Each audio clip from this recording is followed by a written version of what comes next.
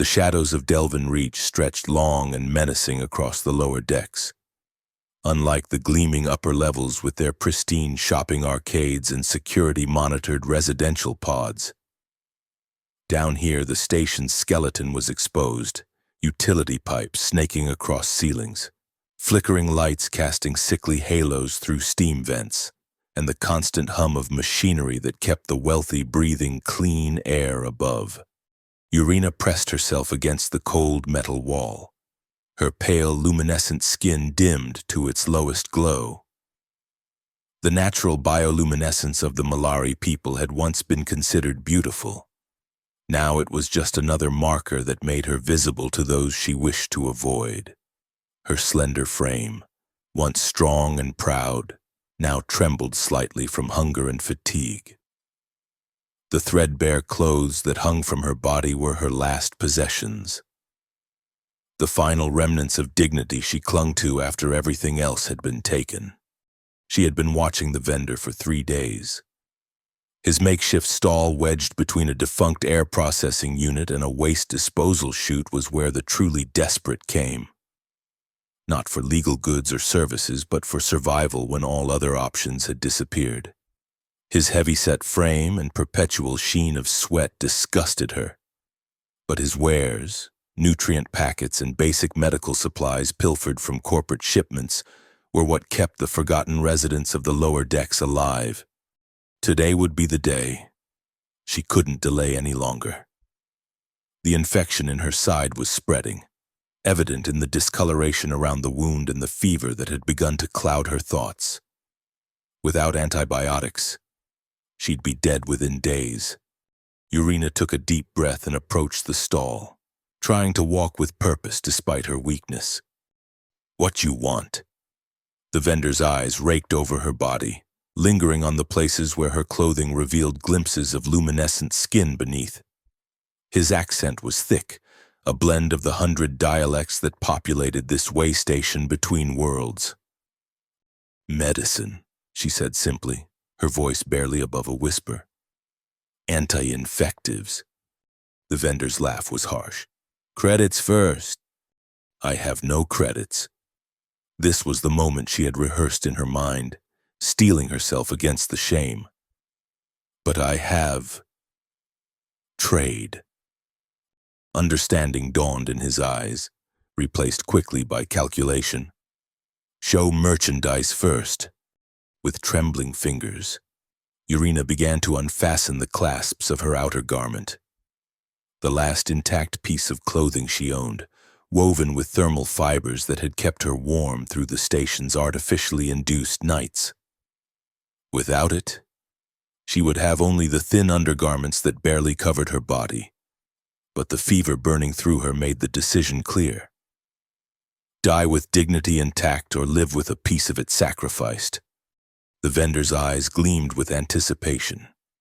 But as the final clasp came undone, a sound drew both their attention. Footsteps, measured and deliberate, approaching from the corridor junction. Someone who didn't belong in these depths. Someone who walked without the hunched caution of the lower deck residents. A tall figure emerged from the shadows. Human, male, dressed in the muted gray uniform of station logistics personnel. Not security, but not harmless either.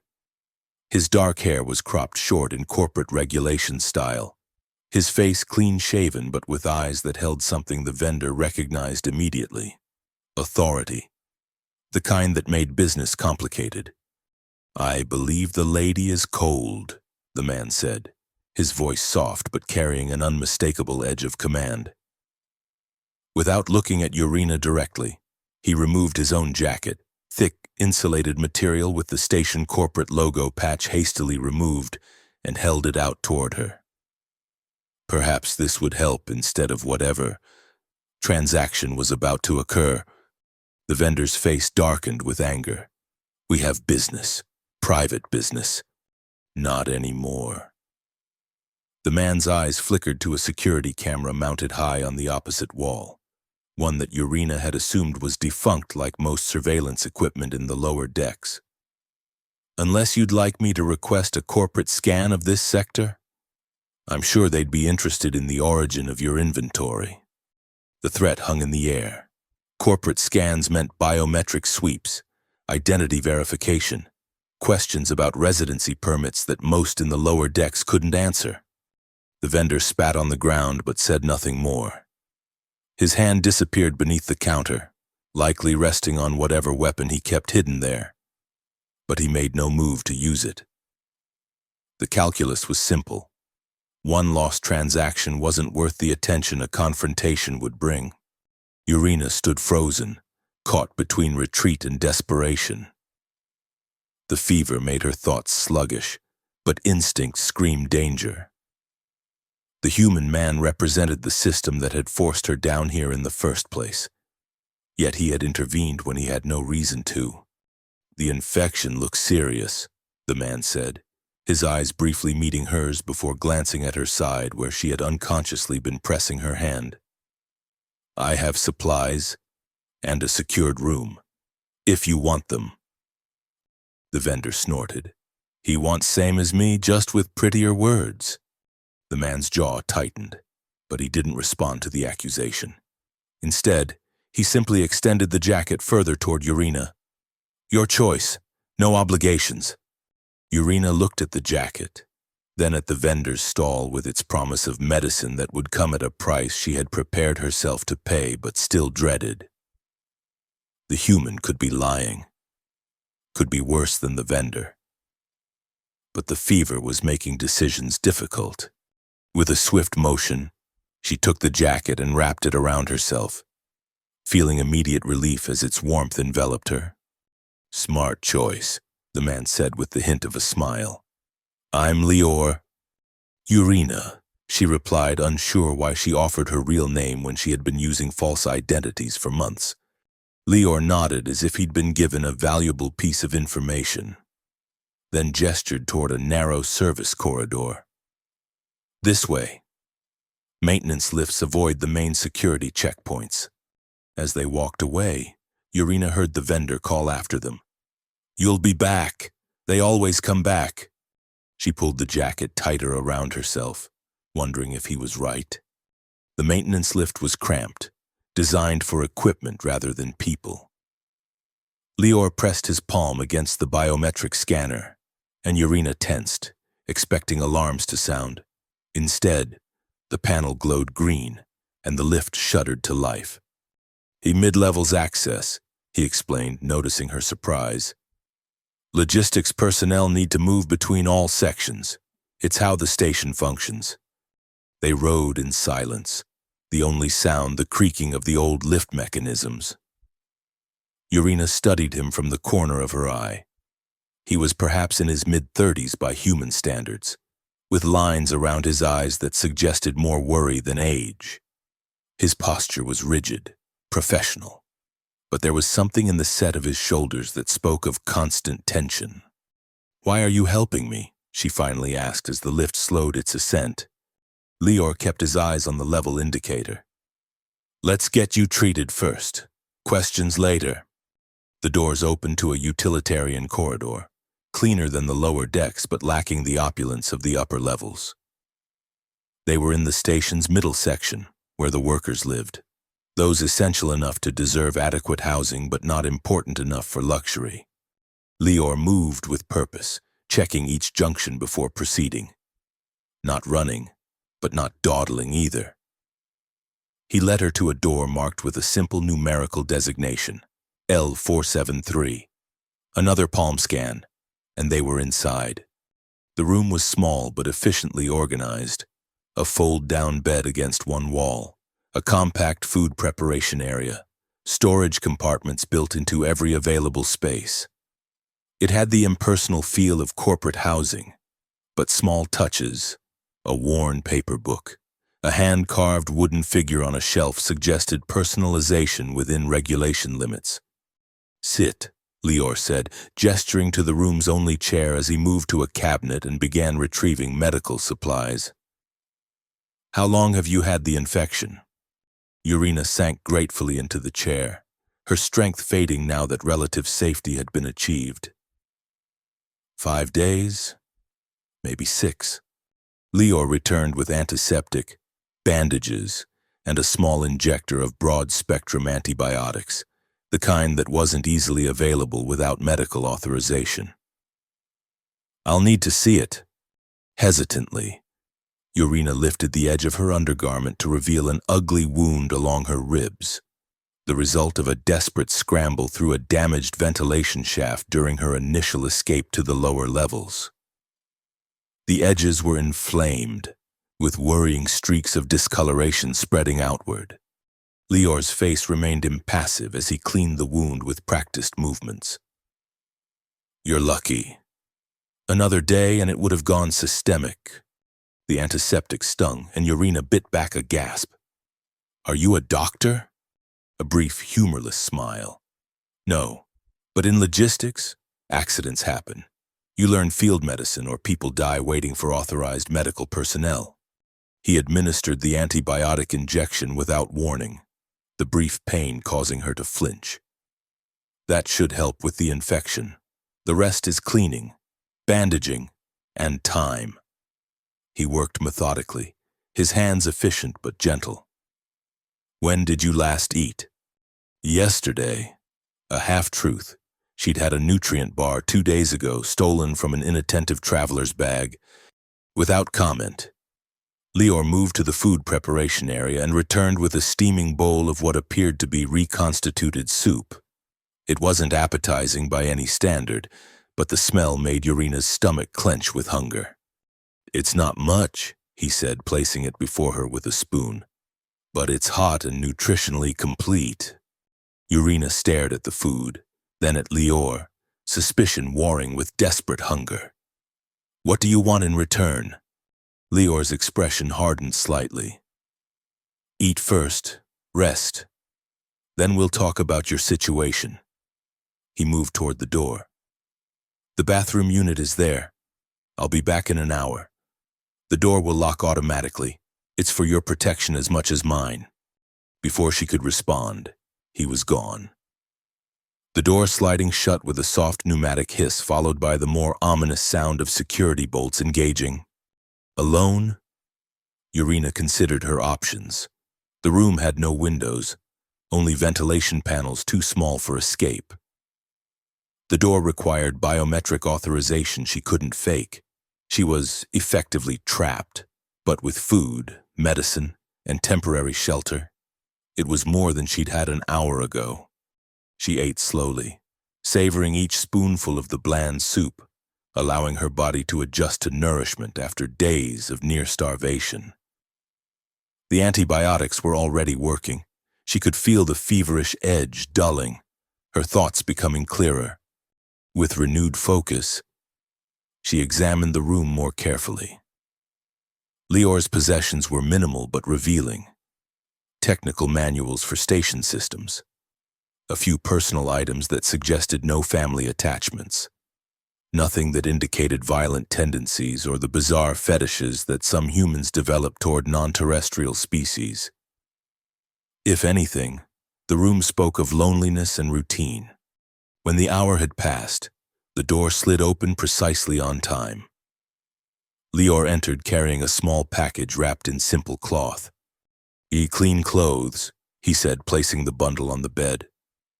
"They might be large, but they're better than what you have." Urena remained seated, the empty bowl still in her hands. "Now we talk. What do you want from me?" Leor sat on the edge of the bed, maintaining distance between them.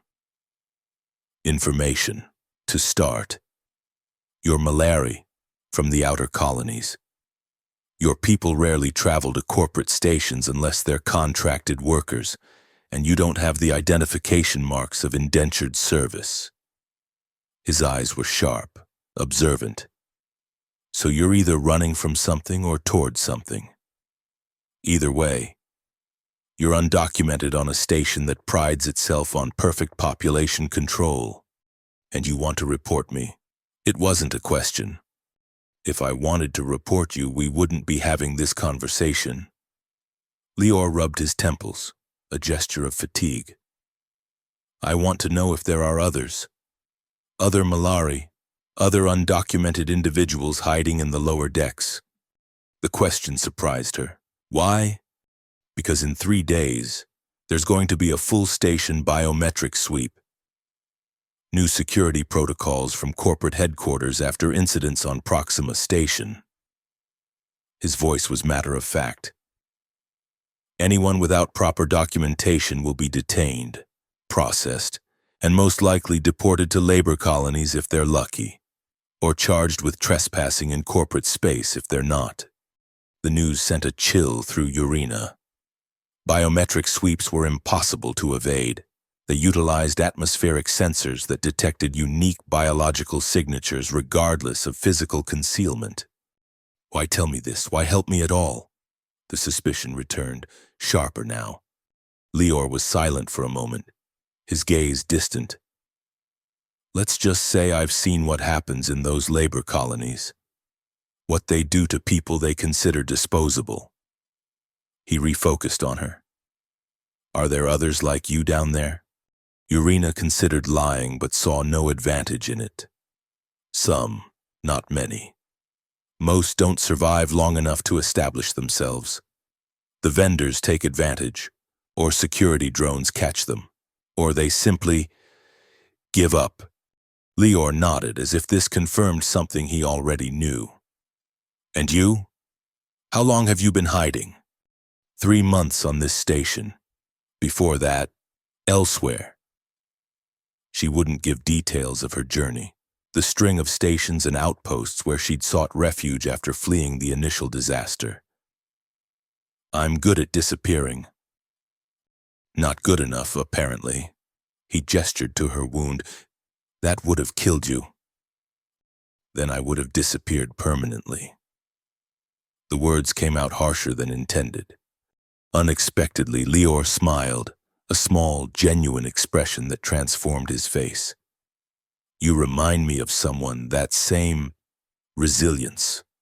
Before Urena could ask who, a sharp beeping sound came from Lior's wrist device. His expression immediately closed off as he checked the notification.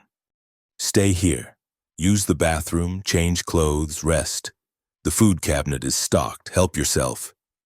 He stood, moving toward the door. I have a shift to complete. I'll return in 8 hours. And then what?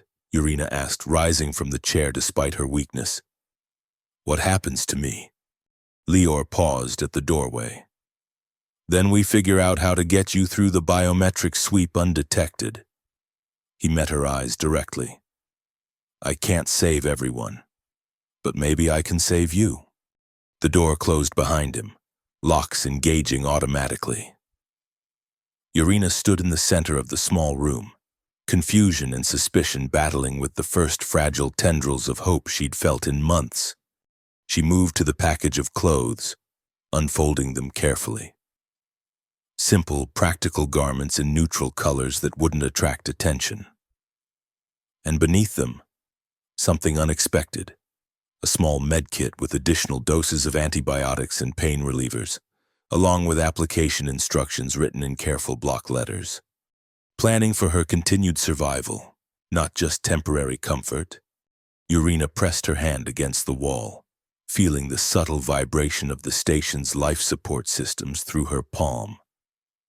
Somewhere beyond these walls, decisions were being made about people like her, people who existed in shadows, without documentation or protection. And for reasons she couldn't yet understand, this human man had decided to stand between her and those forces.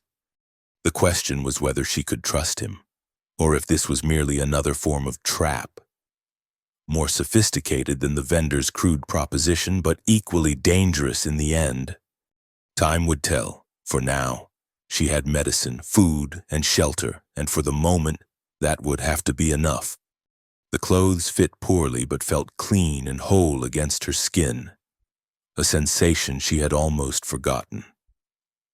After washing in the small bathroom unit, using real water instead of the sonic cleaners available in the lower deck communal facilities, Urena felt more human than she had in weeks. The irony of the thought, feeling human when she was decidedly not, brought a bitter smile to her lips. She spent the first hour exploring the room methodically, searching for surveillance devices or hidden dangers. Finding none obvious, she turned her attention to the ventilation panel near the ceiling.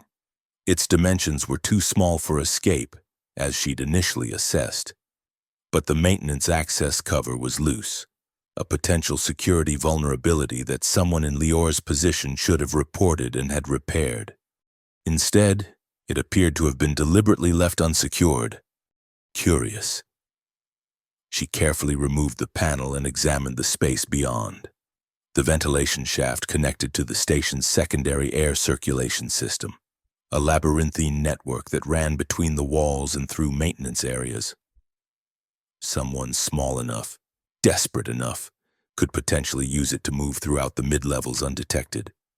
An escape route left accessible. For her, Urena replaced the panel carefully, making sure it appeared undisturbed. Either Lior was setting an elaborate trap, or he was providing options he couldn't explicitly offer. Neither possibility aligned with what she knew of station personnel. They were either rigidly rule-abiding or openly corrupt. This calculated middle ground was unfamiliar territory. The next several hours passed slowly. She ate small portions from the food cabinet, conscious of not taking too much despite her hunger. She examined Lior's few possessions more carefully, finding nothing particularly revealing beyond what she'd already observed, until she discovered a small data tablet tucked between technical manuals. Activating it required no authentication, which was suspicious in itself. The contents were equally perplexing. Station schematics focusing on maintenance corridors, security patrol schedules, and most damning archived news reports about labor colony uprisings in the outer systems. Reports that had been heavily censored in official channels but appeared here in their unredacted form. Urena sat on the edge of the bed, tablet in hand, when the door slid open. She hadn't heard any warning beep, had no time to hide the evidence of her snooping. Lior entered, still in his work uniform but now carrying a small pack over his shoulder. His eyes immediately went to the tablet in her hands, but his expression revealed nothing. "You found some reading material, I see." He set the pack down and removed his outer utility vest. Urena didn't pretend innocence. "These are restricted documents. Possession alone would result in termination of employment. Distribution is a criminal offense." Lior nodded, unsurprised by her knowledge of corporate regulations. "Yes? Why do you have them? Why do you think?" He moved to the food preparation area, his back to her as he activated the heating unit. "The same reason I left the ventilation panel loose." The directness startled her. "You're helping fugitives escape." "Sometimes." Water began to boil in a small pot. He added dehydrated meal components with practiced movements. "When I can. When it makes a difference." "Why?" The question that had been burning in her since their first encounter. Lior was silent for a long moment, focused on the simple task of food preparation. When he finally spoke, his voice was quieter, as if the words themselves were dangerous.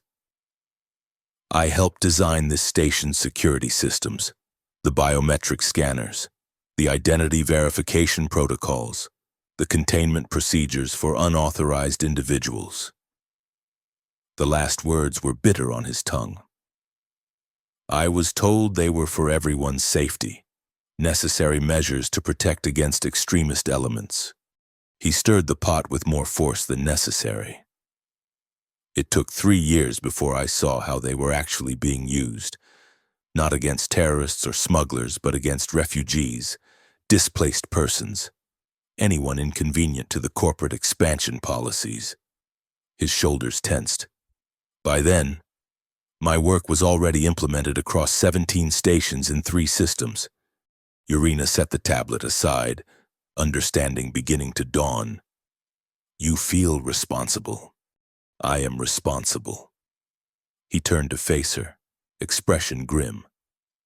2 million people are tracked, categorized, and controlled using systems I helped create.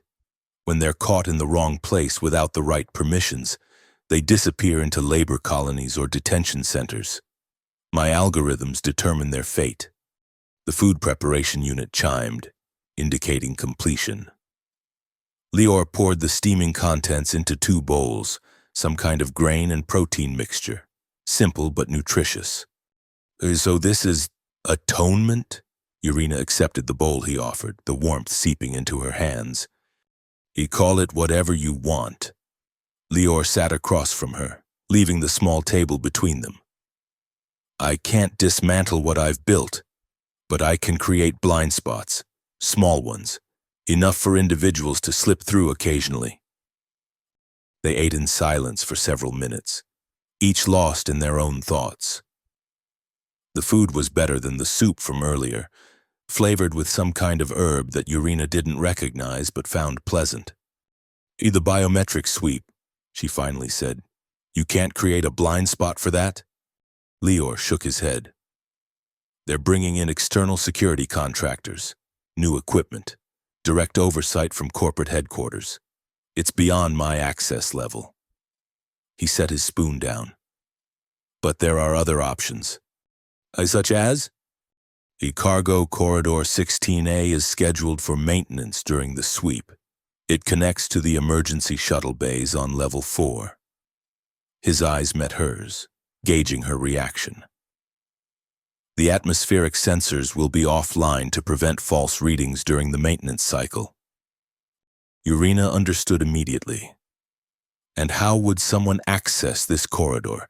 It would be restricted to authorized personnel. Someone with the right biometric signature could escort a visitor. For legitimate maintenance purposes, of course. Lior's expression remained neutral, but there was intensity in his gaze. And if that visitor happened to disappear during the inspection process, amid the confusion of the sweep, it might not be noticed immediately. The plan was clear enough. Lior would use his access to get her to the cargo corridor, where she could potentially find her way to an emergency shuttle and escape the station entirely. It was risky, dependent on timing and luck, but it offered a chance. Why are you really doing this? Urena set her bowl aside, only half-eaten. The truth this time, not the convenient story about guilt. Lior's expression hardened. That is the truth. Perhaps, but not all of it. Urena leaned forward. I've been running for a long time. Lior, I've seen every kind of deception. People who appear to help but want something in return. Information, favors, companionship. The last word carried weighted implications. No one risks their position, their freedom, for a stranger without reason. For a moment, anger flashed across Lior's features, quickly controlled but unmistakable. Not every action has an ulterior motive. Sometimes people just do what's right. In my experience, righteousness is a luxury for those who've never been truly desperate. Urena's voice remained calm, but her luminescence brightened involuntarily. A physiological response to emotional intensity that the Malari couldn't fully suppress. I need to know what I'm agreeing to, what you expect in return.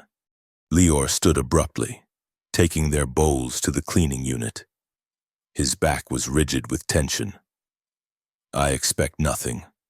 When you're well enough to travel, I'll take you to Cargo Corridor 16A.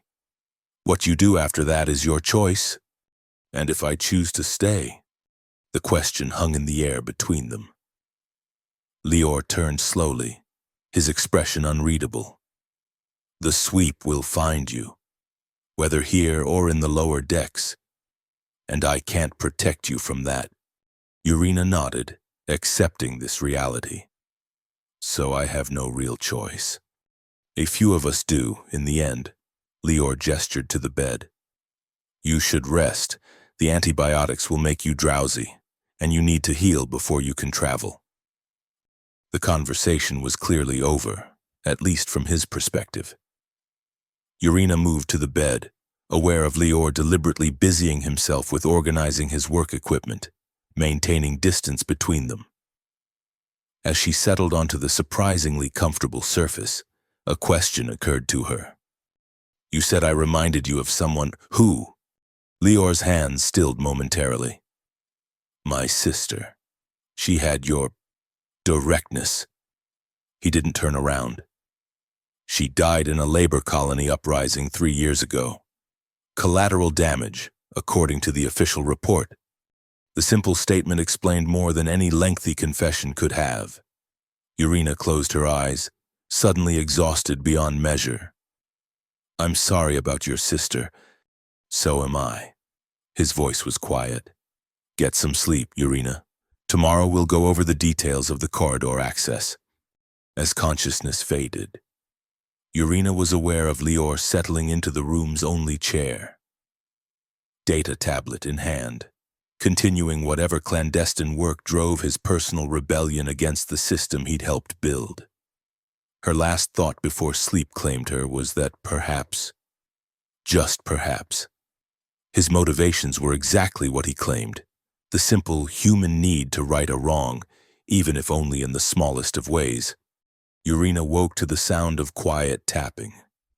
Opening her eyes, she saw Lior at the small workstation, fingers moving rapidly across a projected keyboard interface as data scrolled on the screen before him.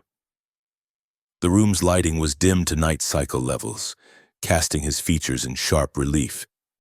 "What time is it?" Her voice was rough with sleep. Lior glanced over, seeming unsurprised that she was awake. 0300 station time. You've been asleep for almost 10 hours. He deactivated the projection with a quick gesture. "How's the pain?" Urena took inventory of her body, shifting carefully. The sharp, burning sensation had dulled to a manageable ache. "Better. The medicine is working." "Good." He moved to the food preparation area. "Hungry?" She nodded, sitting up slowly. The extended rest had done more than just allow the antibiotics to work. It had given her body time to recover from weeks of constant vigilance and inadequate nutrition. She felt stronger, more clear-headed. Lior prepared a simple meal, some kind of grain porridge with synthetic protein additions, and brought a bowl to her. As she ate, he unfolded a physical map on the small table, a rarity in an age of digital displays. "Paper can't be hacked or tracked," he explained, seeing her curiosity. "This is Cargo Corridor 16A and the surrounding service areas." His finger traced a path through a complex maze of intersecting lines. "The maintenance cycle begins at Oro 900 tomorrow, coinciding with the start of the biometric sweep in the residential sections. We'll need to be in position by 0845. Urena studied the map carefully, committing the route to memory. "And after I reach the emergency shuttle bays?" Bay 3 has a supply shuttle scheduled for departure to Agrarian Platform Omega at 10:30. The manifest shows it carrying hydroponic equipment and soil supplements. Lior's expression was grave. "It's automated. No crew, which is why it hasn't been canceled during the sweep. You'll need to override the cargo security protocols and conceal yourself among the supply crates." "You're suggesting I stow away?" It wasn't a question. "Where does this Agrarian Platform Omega go after receiving its supplies?" "Nowhere. It's a permanent growing facility in the outer system." "But," Lior tapped another section of the map, "it receives regular transport visits from independent traders, mining operations mostly, looking for fresh produce to supplement their synthesized rations. Less corporate oversight, more opportunity to find passage further out. It wasn't an ideal escape route, but it offered possibilities." "And the shuttle bay security?" "I've already adjusted the sensor calibrations to compensate for malari biosignatures. As long as you maintain minimal luminescence, you should register as equipment radiation rather than a life form." He folded the map carefully. The bigger challenge will be getting you to the corridor without being detected during the journey from here. Urena finished her meal, considering the problem. The ventilation system? Lior shook his head. Too risky. The sweeps include thermal scanning of the internal structures. They've found escapees that way before. He hesitated, then reached for the pack he'd brought earlier. I have something else. It's not perfect, but it might work. From the pack. He withdrew a thin, metallic-looking fabric that shimmered slightly in the dim light. Urena recognized it immediately. A thermal dampening cloak, military grade, designed to mask heat signatures and obscure visual detection. Such technology was strictly controlled, available only to security forces and specialized corporate units. This is highly illegal, she said, unable to keep the surprise from her voice. How did you acquire it? Let's just say I'm not the only one with doubts about the current system. Lior spread the cloak on the bed beside her. It's an older model, limited duration effectiveness before the power cells need recharging. But it should last long enough for our purposes. Urena ran her fingers over the material, feeling the subtle vibration of its active components. This is significant help. Lior, beyond what I expected. She looked up at him, searching his face. It makes me wonder again about your motivations. Instead of the defensiveness she anticipated. Lior's expression softened slightly. Would it be easier for you if I did have an ulterior motive? Something selfish or sinister that would make sense in the world you've been surviving in? The question caught her off guard. Perhaps kindness without expectation is unfamiliar territory. Then consider this. Helping you serves my purposes as much as it serves yours. He sat on the edge of the bed, maintaining a respectful distance. Each person who escapes the system I helped create is a small victory against my own complicity. It's not selflessness, Urena, it's selfishness of a different kind. The honesty in his voice was compelling. For the first time since their encounter, Urena felt the tight knot of suspicion in her chest begin to loosen. Not completely. Survival had taught her better than to fully trust anyone, but enough to acknowledge that perhaps Lior's assistance wasn't a prelude to betrayal. Tell me about your sister, she said. The question emerging before she'd fully formed the thought. Surprise flickered across Lior's features, followed by a wary consideration. Why do you want to know? Because you're risking everything to help a stranger who reminds you of her. I'd like to understand who she was. Lior was silent for a long moment, and Urena thought he might refuse. Then he sighed, a sound heavy with memories. Her name was Mira. She was brilliant, specialized in xenobotany, developing hybrid crops that could grow in diverse planetary conditions. A small, sad smile. She was also idealistic, believed that corporate expansion could coexist with respect for indigenous life forms and displaced populations. He stood, moving to a small storage compartment near the bed, and retrieved a metal container. From it, he withdrew a simple holographic projector. When activated, it displayed the image of a young woman with Lior's dark hair and serious eyes, standing amid strange, luminescent plants. She volunteered for a research posting on Caden's world, near the border territories. There were refugee settlements there, people displaced by the corporate terraforming projects on neighboring systems. Lior's voice grew quieter. She thought she could help them develop sustainable food sources, create leverage for better treatment. When the corporate security forces came to relocate the settlements, she refused to leave.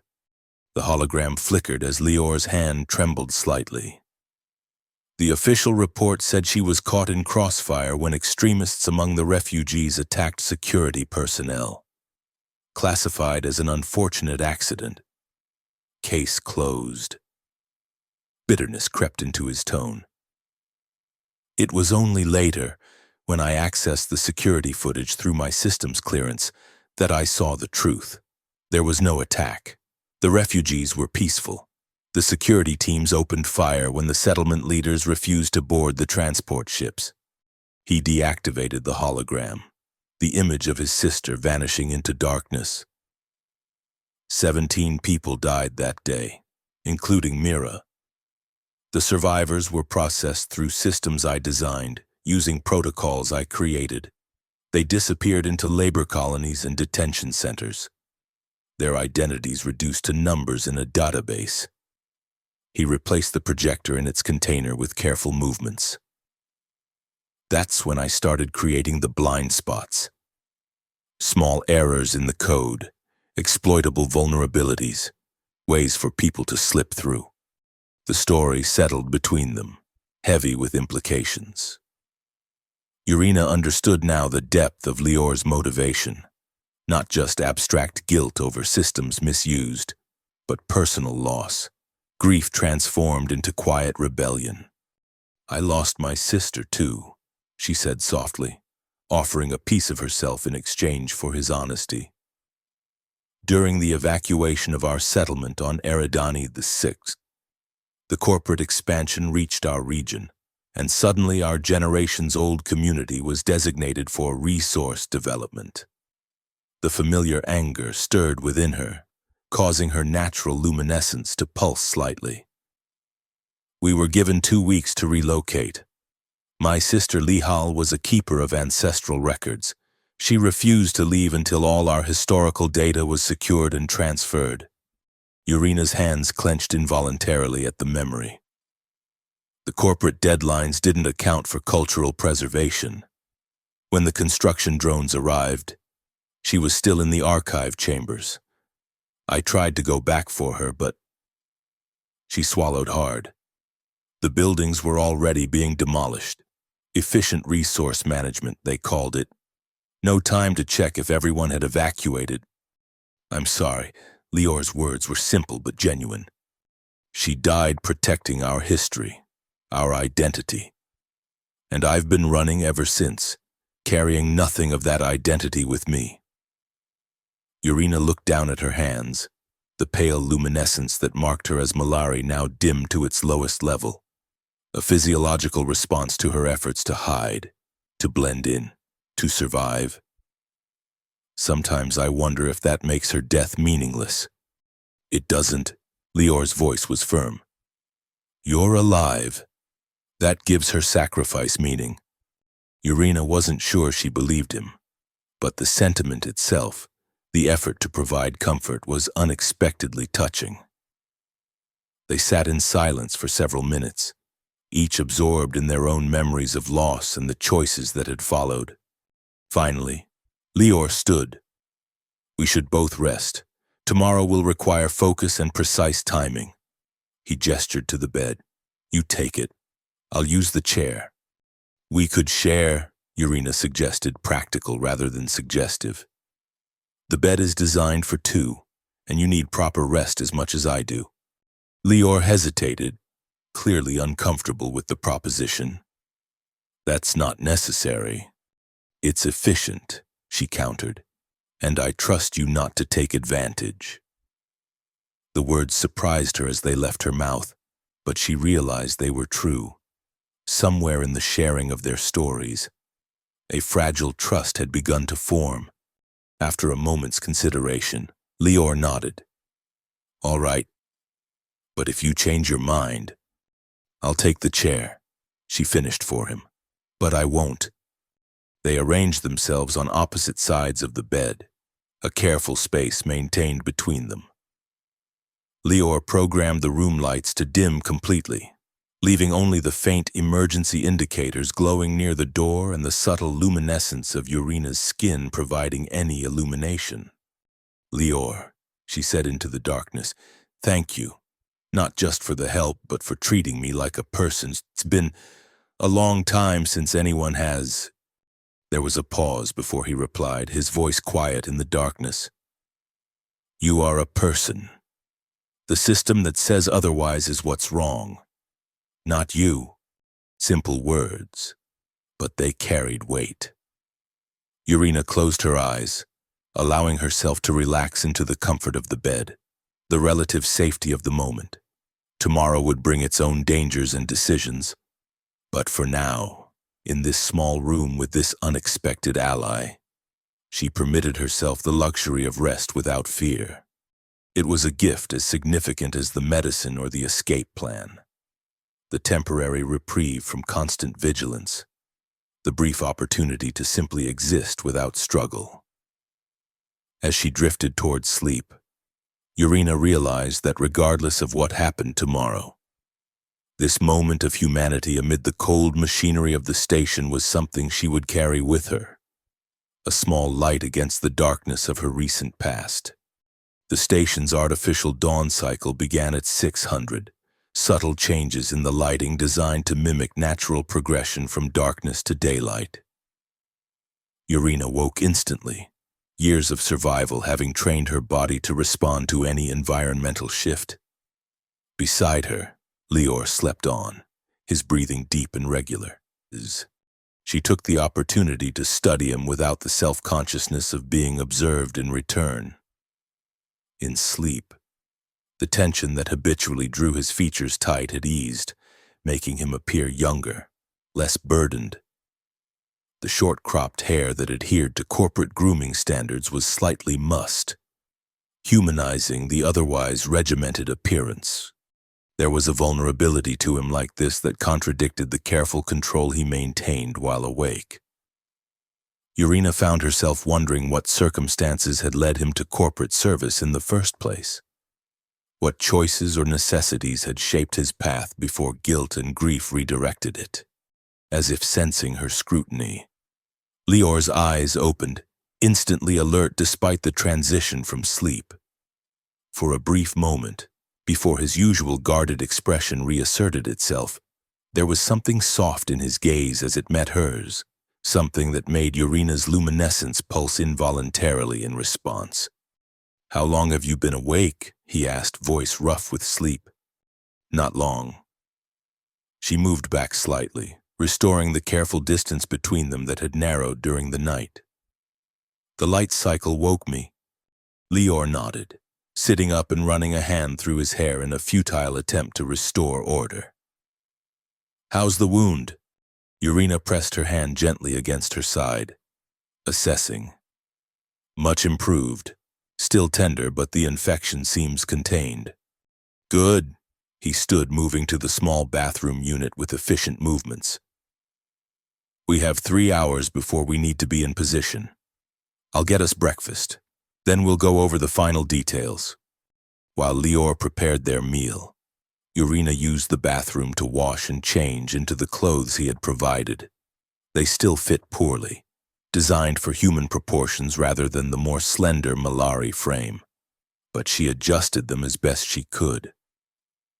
When she emerged, Lior had laid out a simple breakfast of protein cubes and synthetic fruit, along with a steaming cup of what smelled like actual coffee, a luxury rarely available below the upper levels. "It real coffee?" she asked, accepting the cup with both hands, savoring the warmth and aroma. A small smile touched Lior's lips. "Logistics has its perks. Samples from incoming shipments occasionally find their way to staff refrigeration units." They ate in companionable silence, the initial awkwardness of their shared sleeping arrangement fading as practical matters took precedence. After breakfast, Lior activated a small holo projector, displaying a 3-dimensional rendering of their planned route. "We'll take the maintenance lift to level 4, then use service corridors to reach cargo processing." He manipulated the image, highlighting specific junctions. "Security presence will be heightened due to the sweep, but focused primarily on residential and commercial areas. Our biggest risks are automated systems and random patrols." Urena studied the route carefully. "What about the thermal dampening cloak? When do I use it?" "From the moment we leave this room." Lior deactivated the projection. It won't make you invisible to direct visual observation, but it will obscure your features enough to prevent immediate identification as non-human, and it will mask your biosignature from the automated scanners. He retrieved the cloak from its storage place and handed it to her. The material felt cool against her skin, almost liquid in its flexibility. Activate it by pressing the control node at the collar. Power reserves should last approximately 2 hours, more than enough for our journey if we encounter no delays. Urena draped the cloak around her shoulders, feeling the subtle hum of its technology. The collar control glowed a soft blue, indicating standby status. And if we encounter delays? Lior's expression grew serious. Then we improvise. If we're separated, continue to cargo corridor 16A. The maintenance access codes are 74832B. If you're discovered... He hesitated. Deny any connection to me. Claim you stole the cloak and are acting alone. It won't save you, but it might preserve my position to help others in the future. The pragmatism of his instruction was both chilling and reassuring, a clear-eyed assessment of risks and priorities. Urena nodded her understanding. And if you're discovered helping me, and then I face charges of aiding undocumented persons and misuse of corporate resources. Probably 5 to 10 years in a detention facility. His tone was matter-of-fact, as if discussing weather patterns rather than potential imprisonment.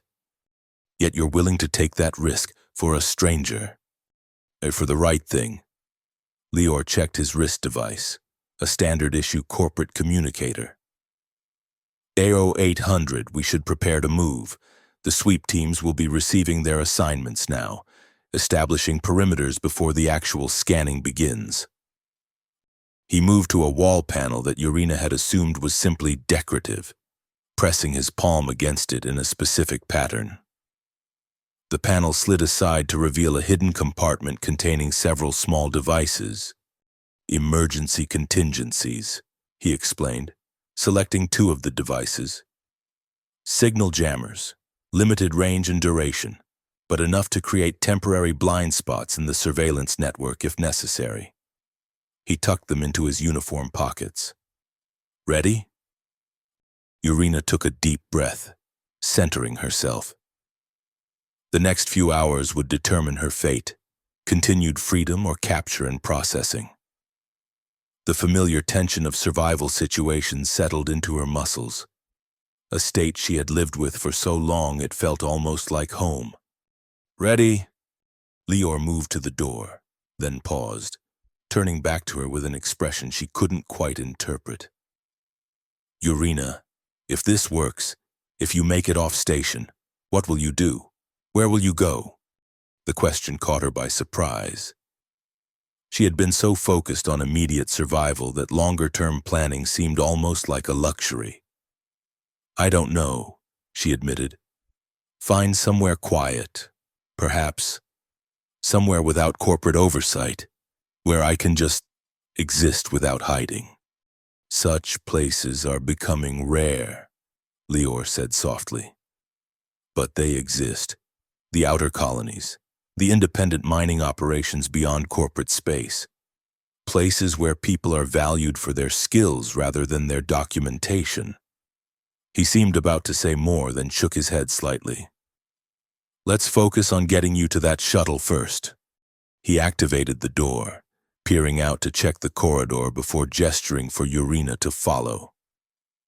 As they stepped out of the relative safety of the room, Urena pressed the control node on the cloak's collar. The material came alive, shimmering briefly before settling into an active state that bent light around her form. Not rendering her invisible, but creating a visual distortion that made details difficult to discern. The corridor was empty, the mid-level residential section quiet during the early shift change. Lior led the way with confident steps, his posture and movements conveying the authority of someone with every right to be there. Urena followed closely, matching her pace to his, trying to project the same confidence despite the fear coiling in her stomach. They reached the maintenance lift without incident, Lior's biometric signature granting them access. As the doors closed, isolating them momentarily from external surveillance, he turned to her with a reassuring nod. The first hurdle cleared. Now we focus on reaching level 4 without attracting attention. The lift hummed to life, ascending through the station's levels. Urena watched the indicator lights change, each illuminated number bringing them closer to their destination, and to the moment when the relative simplicity of following Lior's lead would give way to the complexities of navigating the cargo areas and securing her escape. When the lift slowed, approaching level 4, Lior's communicator emitted a sharp beep. His expression darkened as he checked the message.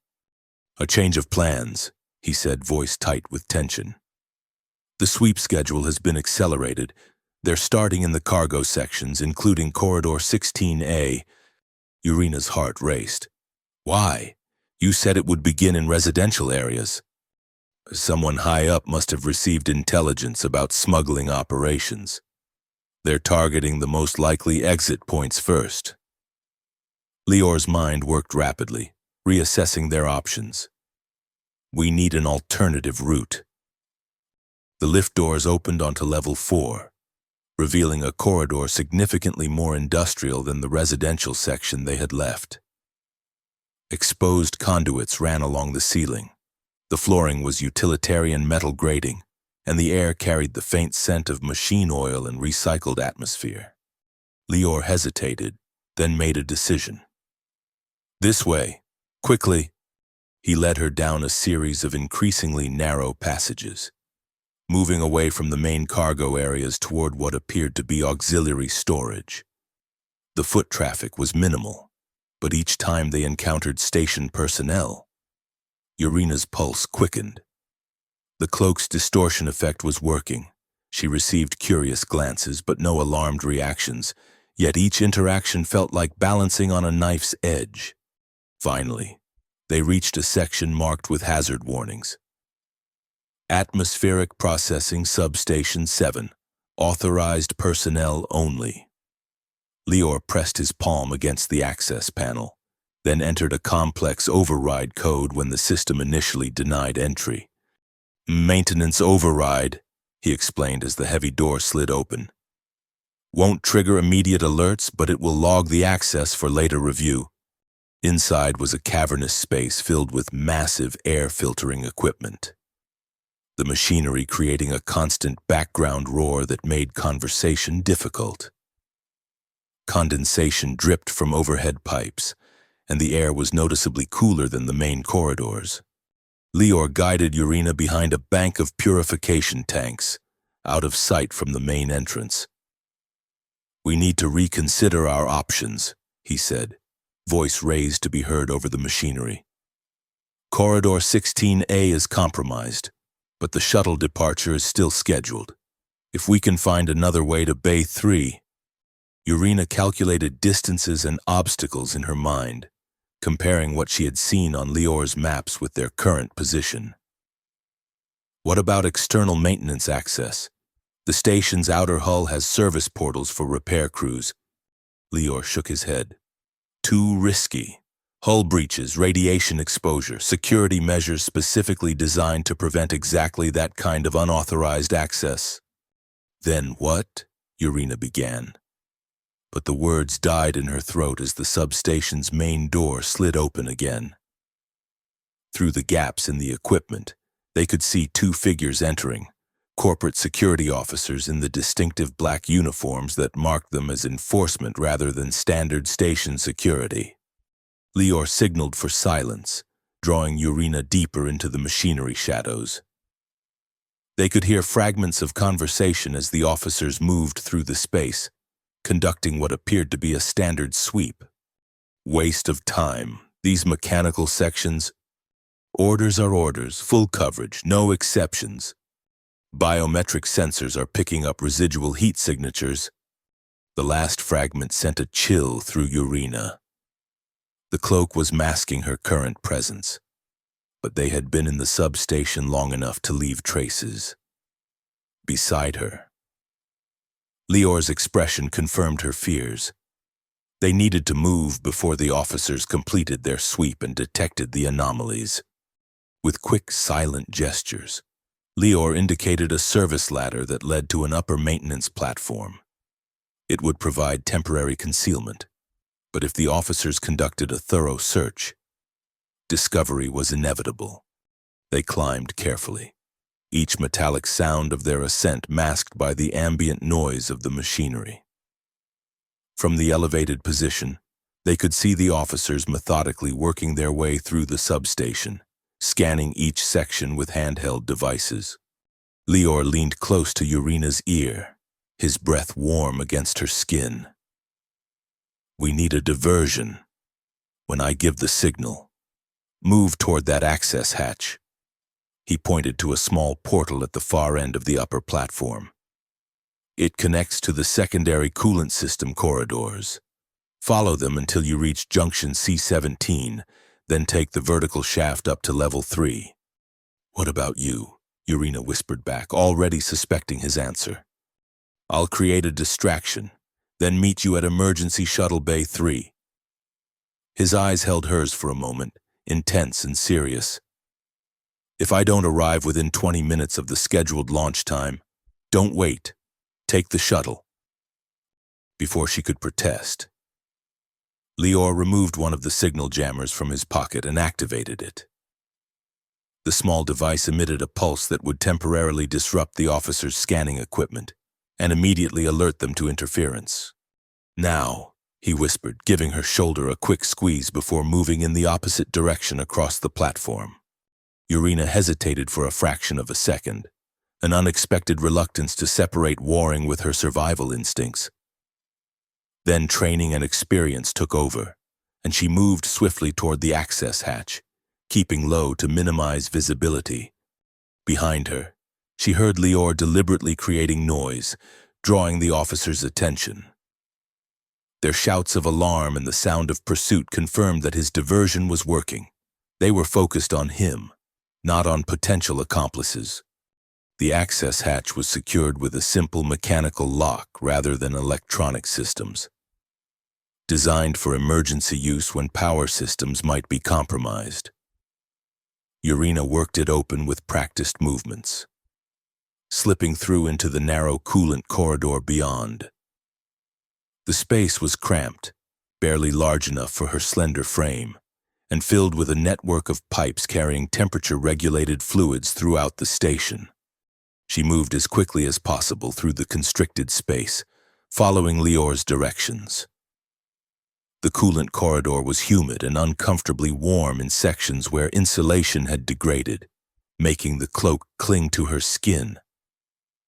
Urina's wound throbbed with the exertion, but the pain was manageable. The antibiotics and rest had done their work. Junction C17 appeared ahead, marked with faded alphanumeric designations on the wall. The vertical shaft Lior had mentioned was a maintenance tube with ladder rungs embedded in the wall, extending upward into dimly lit darkness. Urina began to climb, her muscles protesting after months of inadequate nutrition and recent injury. As she ascended, the sounds of the station changed, less mechanical humming, more of the subtle vibration that indicated proximity to the outer sections. Level 3 housed various auxiliary systems, including the emergency shuttle bays designed for rapid evacuation in case of catastrophic station failure. Reaching the top of the shaft, Urina emerged into another service corridor, this one wider and better lit than the coolant system.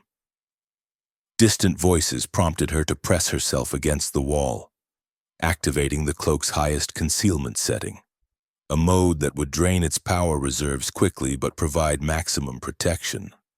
A group of technicians passed the corridor junction without turning her way, engaged in animated discussion about the ongoing security sweep. From their conversation, Urina gathered that multiple sections were being locked down simultaneously, an unprecedented level of enforcement that suggested serious concerns about station security. When they had passed, She continued toward what station schematics indicated would be the emergency shuttle bay access. The corridors were increasingly populated as she approached, requiring careful timing to avoid direct encounters. Several times she was forced to backtrack and find alternative routes when security checkpoints appeared ahead. The station's public announcement system activated with a soft chime, followed by a measured voice. "Attention all personnel. Security Protocol Delta is now in effect. Please proceed to designated verification points with identification ready. All movement between sections requires authorization until further notice. This is not a drill. Protocol Delta, full lockdown with identity verification." The situation was escalating beyond what Lior had anticipated. Urena checked the small status indicator on the cloak's collar. Power reserves at 34% and dropping. Even if she reached the shuttle bay, the cloak would likely fail before she could secure passage on the automated transport. A new complication, but not insurmountable. Urena had survived worse odds. She continued forward, calculating and recalculating routes, using every shadow and blind spot to avoid detection. Finally, the corridor opened into a wider area with clear signage. Emergency Evacuation Zone, Shuttle Bays 1 to 4. A checkpoint had been established at the entrance, with 2 security officers verifying identification for all personnel entering or exiting the area. Beyond them, Urena could see the shuttle bay entrance, so close, yet effectively unreachable without authorization. She retreated to a maintenance alcove, considering options. Direct approach was impossible. The ventilation system might provide access, but without detailed knowledge of its configuration, she risked becoming trapped or emerging in a monitored area. Waiting for Lior seemed increasingly unlikely. If he had been captured creating the diversion, security would be actively searching for accomplices. As she weighed possibilities, a sudden commotion drew her attention. A group of cargo handlers was approaching the checkpoint, pushing anti-grav sleds loaded with supply crates, the very hydroponic equipment and soil supplements scheduled for transport to Agrarian Platform Omega. An opportunity, but one that required perfect timing and considerable risk. Urena checked the cloak's power again. 28%, enough for one attempt, with no margin for error. She waited until the cargo team reached the checkpoint, their credentials being verified one by one as the supply crates were scanned and logged. When the final handler was engaged with the security officers, Urena moved, quick, silent steps bringing her alongside the last anti-grav sled, with a practiced motion born of months of hiding in plain sight. She slipped beneath the platform, wedging herself between structural supports and supply containers. The position was painfully uncomfortable, the hard edges of crates pressing against her healing wound, but it offered concealment beyond what the failing cloak could provide. She held herself absolutely still as the cargo team completed their verification and proceeded through the checkpoint, unwittingly carrying her into the shuttle bay area. Inside, the cavernous space echoed with the sounds of pre-launch preparations. Automated systems were conducting final checks on the supply shuttle, a utilitarian vessel designed for efficient cargo transport rather than passenger comfort. Its loading ramp was lowered, receiving the supply crates as the cargo handlers transferred them from the anti-grav sleds to the shuttle's interior storage compartments. Urena remained hidden, watching for an opportunity to move from her precarious position to the shuttle itself. The cargo transfer was nearly complete, the handlers working efficiently under the supervision of a logistics coordinator, not Lior, but someone with similar corporate insignia. The final crates were being loaded when the shuttle bay doors slid open again. Urena's heart nearly stopped as she recognized the tall figure entering, Lior, still in his logistics uniform, but now accompanied by 2 security officers. His expression was carefully neutral as they approached the loading area. Manifest verification, one officer announced to the coordinator. We have reports of irregularities in cargo processing. The coordinator appeared annoyed but unsurprised. Everything's logged according to protocol. You can check the system entries yourself. While the coordinator and officers engaged in bureaucratic discussion, Lior positioned himself near the anti-grav sled where Urena was hidden. Without looking directly at her concealed position, he spoke in a voice pitched to carry only to her ears. A change of plans. Security override initiated on Bay 4, creating system alerts. You have approximately 3 minutes before they seal all evacuation points. His tone was calm, professional, revealing nothing to potential observers. The shuttle automated guidance system has been adjusted. It will divert to secondary coordinates after clearing station space. Urena remained silent, understanding that any response could reveal her position. Lior continued the one-sided conversation, disguising it as inventory verification. Crate 17B shows environmental stabilizers. Checking contents now. He moved closer to her hiding place, ostensibly examining nearby containers. In a near whisper, he added, "When the security team moves to the console for verification, move quickly to the rear storage compartment. It has atmospheric regulation for sensitive biological samples." The security officers, finding nothing amiss in the manifest records, began a physical inspection of selected crates, moving toward the shuttle's main cargo hold with the coordinator. As they disappeared up the loading ramp, Lior created a minor distraction, dropping a data tablet that clattered loudly on the deck plating. In the moment of distracted attention, Urena slipped from beneath the sled and moved with silent speed toward the shuttle's secondary loading hatch, a smaller access point designed for late-edition priority cargo. Lior had positioned himself to partially block visual lines to her movement, his body angled to shield her approach to the shuttle. As she reached the hatch, Urena glanced back. Lior's eyes met hers for a brief moment across the distance, a look containing unspoken words, regret for paths not taken, possibilities unrealized. Then his attention returned to the security officers, his posture resuming its professional detachment. Urena hesitated at the threshold. The rational choice was clear: enter the shuttle, secure her escape, continue her solitary journey of survival. Yet something held her back, a reluctance she hadn't expected to feel. In Lior, she had found not just an ally but a connection, tenuous and brief but nonetheless real. Perhaps the first genuine human connection she had experienced since the loss of her sister and her home. The cloak's power indicator flashed a warning, 12% remaining. Decision time had arrived. In a moment of impulse that contradicted years of careful survival calculations, Urena stepped away from the shuttle hatch, with quick, determined movements. She circled behind storage containers toward where Lior stood, still engaged in conversation with the returning security officers.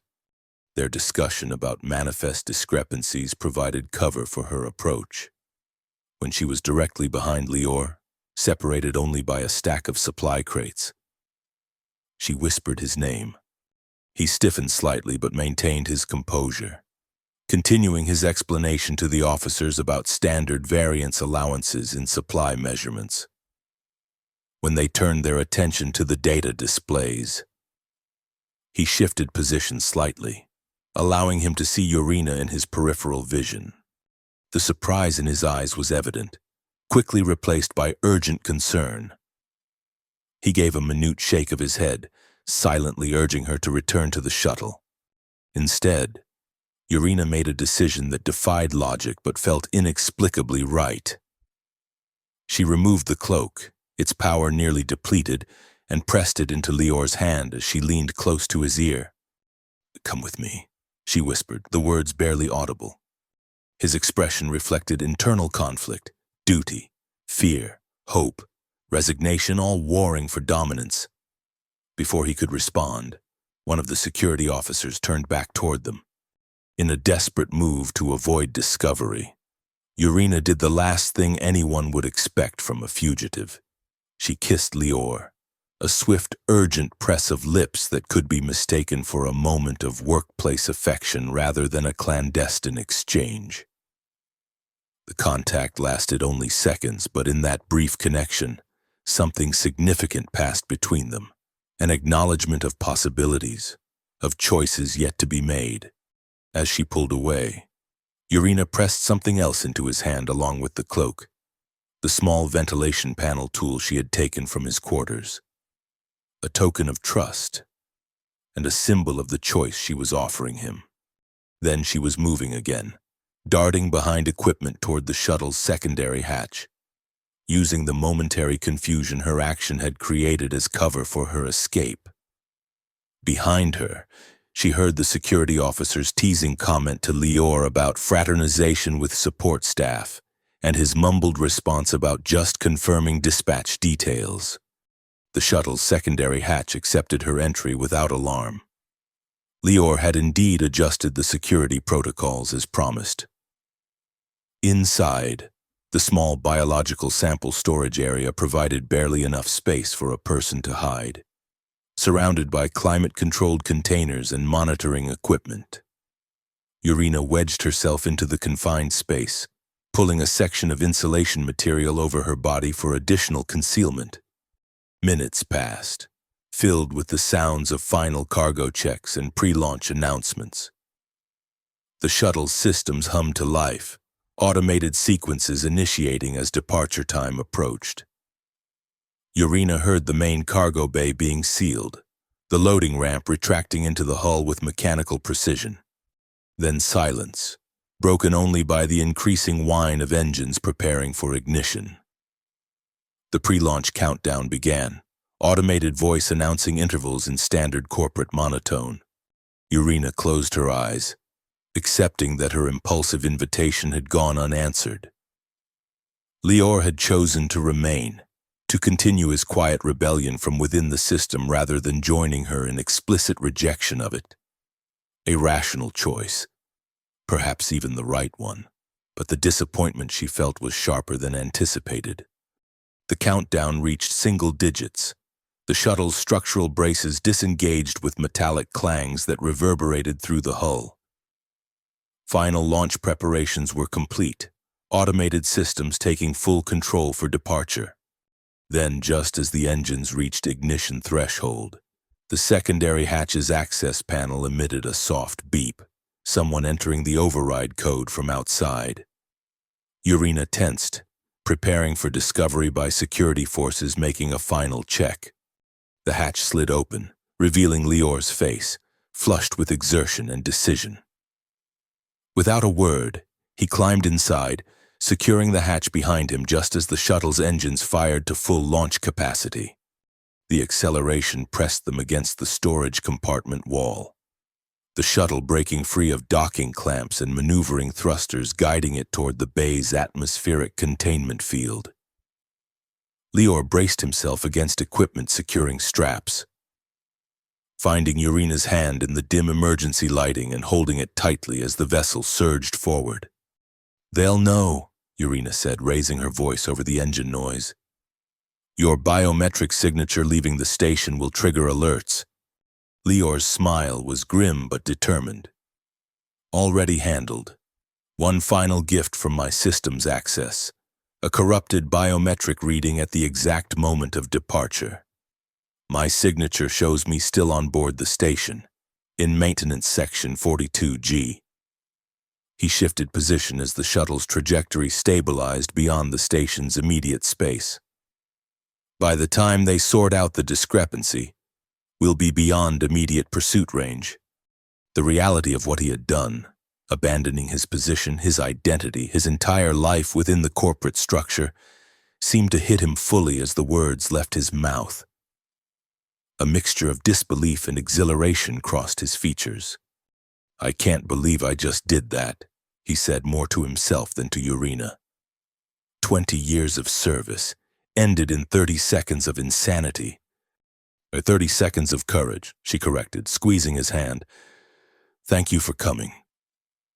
The shuttle's automated systems announced course corrections, confirming that the vessel was indeed deviating from its programmed route to Agrarian Platform Omega.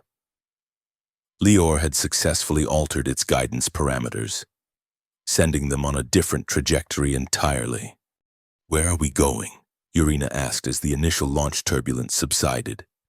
Curse 4, Lior replied, allowing himself to relax slightly against the storage compartment wall.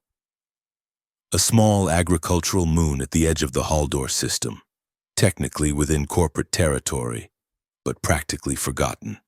It was an experimental terraforming project abandoned when profit projections didn't meet expectations. And now it's home to a few dozen independent farmers, ex-corporate workers who chose to stay when the official presence withdrew. No regular transport routes, no surveillance systems, no biometric registration requirements. He met her eyes in the dimly lit compartment. The kind of place where people are valued for their skills rather than their documentation. The echo of his earlier words brought a small smile to Urena's lips. You had this planned all along, didn't you? Even before we met, you had an escape route prepared for yourself. Lior shook his head. Not for myself. For others I helped. I never intended to use it personally. His expression grew more serious. Until you asked me to come with you, the simple admission hung between them, weighted with implications neither was ready to fully examine.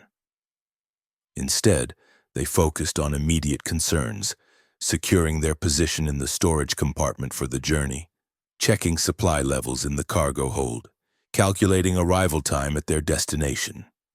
The shuttle's view screen showed Delvin Reach receding behind them, its massive structure dwindling to a point of light among the stars. With it disappeared the immediate threat of discovery. Though both knew that corporate reach extended far beyond a single station. They'll search for us, Urena said, stating the obvious but needing to hear it acknowledged. Yes, Lior agreed, but not immediately, and not at Curse 4. My alteration to the guidance system is designed to register as a minor malfunction rather than deliberate sabotage. The shuttle will appear to have suffered navigation errors, drifted off course, and required emergency landing procedures. He ran a hand through his hair, a gesture of fatigue or stress that Urena had come to recognize. By the time they sort through the conflicting data, we'll have established ourselves, and Curse 4 is not a priority for corporate recovery teams. The journey would take approximately 12 hours at the shuttle's standard velocity. They settled into a watchful rest, taking turns monitoring the automated systems for any sign of pursuit or communication attempts from Delvin Reach. The storage compartment was cramped and uncomfortable, but after months in the lower decks, Urena found it almost luxurious by comparison. During the quiet hours of transit, they talked, tentatively at first, then with increasing openness. Lior shared stories of his childhood on Earth's remaining habitable zones, his education in corporate technical academies, his gradual disillusionment with the system he had helped refine.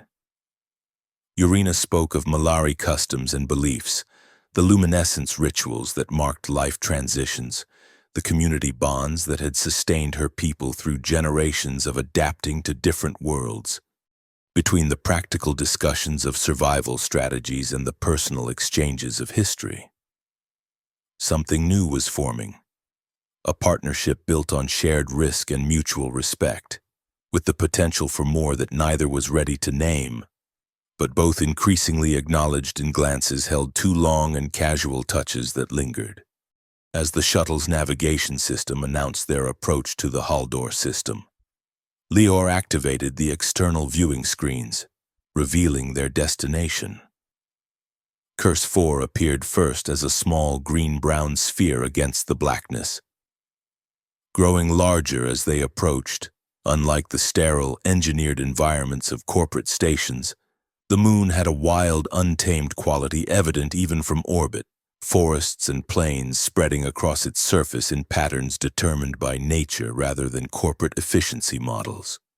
"It's beautiful," Urena said softly, her natural luminescence brightening with emotion as she gazed at the approaching world. After so long in artificial environments, the sight of open sky and natural landscape stirred something profound within her. "It's not perfect," Lior cautioned. "The terraforming was incomplete when the project was abandoned. Some areas have atmospheric instabilities, others soil toxicity issues.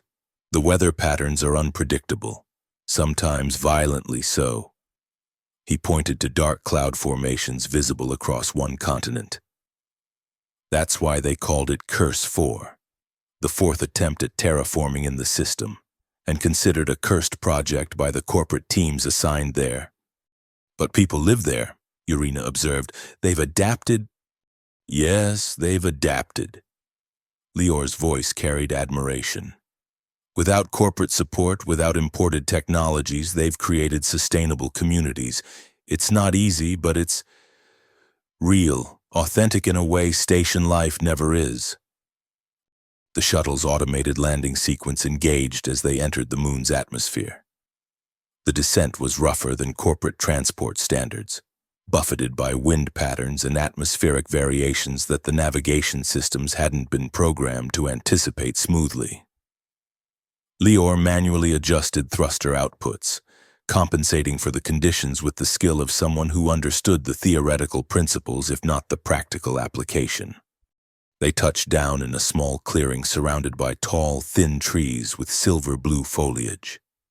The automated systems announced their arrival at coordinates that meant nothing to the vessel's original programming. Evidence of Lior's successful navigation override.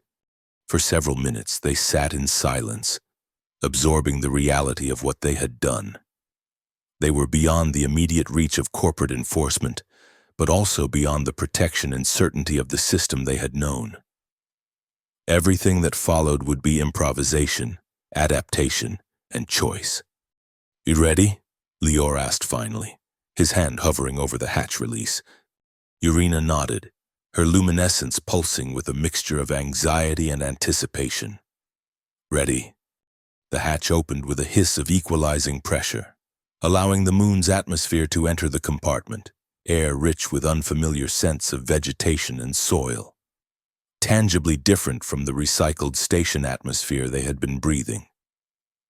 It carried a slight metallic undertone, a remnant of the incomplete terraforming process. But it was clean and fresh in a way artificial environments could never achieve. They emerged cautiously, scanning the surrounding landscape for signs of habitation or danger. The clearing appeared to be a designated landing zone, with flattened earth and marker stones placed at regular intervals, but no immediate evidence of current human presence. "Where are the settlements?" Urena asked, turning slowly to take in the panoramic view. "Scattered, intentionally isolated from each other for resource management." Lior consulted a small navigation device he had brought from the station. "The nearest community should be about 6 kilometers in that direction." He pointed toward a ridgeline visible beyond the silver-blue trees. "But I wasn't planning to join an existing settlement immediately." He gestured to the shuttle's cargo hold. "We have supplies intended for agricultural development, hydroponic equipment, soil supplements, seed stocks, enough to establish a small independent homestead, at least initially." His expression revealed uncertainty beneath the practical planning. "If that's what you want." The implication was clear. He was offering her a choice, not assuming they would remain together now that the immediate danger had passed. Urena considered the landscape around them, the open sky that seemed both liberating and intimidating after so long confined within station walls. The logical course would be to seek established community, the protection of numbers and shared knowledge. But logic had not brought her here. Impulse had. Emotion had. the unexpected connection to the man standing beside her waiting for her answer. "A homestead," she said finally, the decision feeling right as the words left her mouth. "Our own place." The possessive pronoun hung in the air between them, significant in its implication. Relief softened Lior's features. "I know a location. During my research on potential escape destinations, I identified several abandoned habitation domes from the original terraforming project. One is about 3 kilometers from here, situated near a freshwater stream. They worked quickly to unload essential supplies from the shuttle, prioritizing tools, medical equipment, and portable food stores. The hydroponic systems would require proper installation, but would ultimately provide sustainable nourishment. Lior initiated the shuttle's final sequence, a transmission of corrupted data indicating system failure followed by a power-down protocol that would render the vessel effectively dead to remote tracking. The journey to the abandoned habitation dome took longer than anticipated, the terrain more challenging than satellite imagery had suggested. Thick undergrowth of silver-blue vegetation required careful navigation, and the gravity, slightly less than standard, made each step feel subtly wrong until they adjusted their movements. When they finally crested a small hill and saw the dome structure nestled in the valley below, both felt a surge of hope despite its dilapidated appearance. The transparent panels that had once allowed light into the enclosed environment were now clouded or broken in sections, the supporting framework showing signs of corrosion, but the basic structure remained intact. "It's not much," Lior acknowledged, "but it can be repaired. The fundamental architecture was designed to last decades with minimal maintenance." Urina's natural optimism, buried beneath months of survival-focused pragmatism, emerged tentatively. "It has potential." They approached cautiously, alert for any signs of current occupation or dangerous structural damage. The entrance airlock was partially collapsed, but they managed to clear enough debris to access the interior. Inside, the dome was surprisingly spacious, approximately 30 meters in diameter, with distinct areas once dedicated to living quarters, research stations, and small-scale agricultural experimentation. Nature had begun reclaiming the abandoned space. Local plant species had taken root where soil containers had overflowed, creating strange hybrids of domestic crops and native vegetation. Small insect-like creatures skittered away from their footsteps, disappearing into crevices and undergrowth. "We should secure the perimeter before nightfall," Lior said, assessing the multiple breaches in the dome's integrity. "Temperature drops significantly after dark, and local wildlife becomes more active." They worked together efficiently, using materials from the shuttle cargo to create temporary seals over the largest openings. The physical labor was demanding but purposeful, each repaired section representing a commitment to their chosen path.